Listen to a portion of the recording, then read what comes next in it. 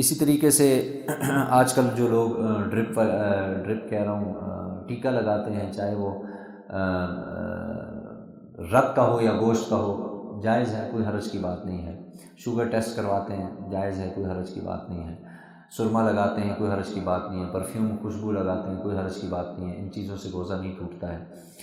اور اسی طریقے سے مسواک کرتے ہیں، کوئی حرج کی بات نہیں، اگرچہ وہ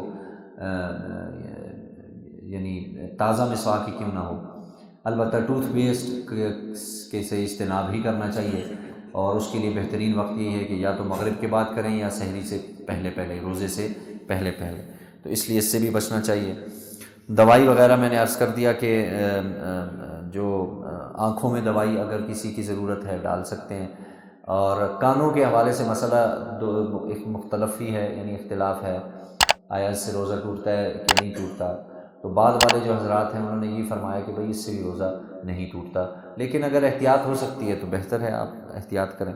کسی کو اچانک غسل کی حاجت ہو گئی روزے کی حالت میں، احتلام ہو گیا، اس سے بھی روزہ نہیں ٹوٹے گا، لیکن جتنا جلدی ہو سکے غسل کر لینا چاہیے۔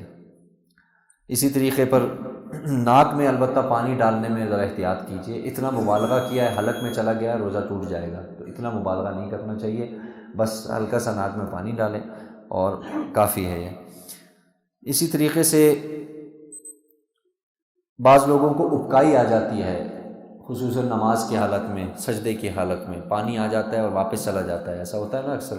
تو اگر خود ہی آ گیا، خود واپس چلا گیا، کوئی حرج کی بات نہیں، روزہ نہیں ٹوٹے گا۔ آیا اور آپ جان بوجھ کے اسے واپس کر رہے ہیں تو اس سے پھر آپ کا روزہ ٹوٹ جائے گا۔ منہ بھر کے قے کسی کو ہو رہی ہے، خود بخود نکل گئی الٹی، منہ بھر کے ہوتی ہے کہ جسے آپ برداشت نہیں کر پاتے، خود بخود نکل گئی، کوئی مسئلہ نہیں، روزہ نہیں ٹوٹا۔ الٹی آئی، منہ تک آئی اور آپ اسے اندر لے گئے، اب آپ کا روزہ ٹوٹ جائے گا۔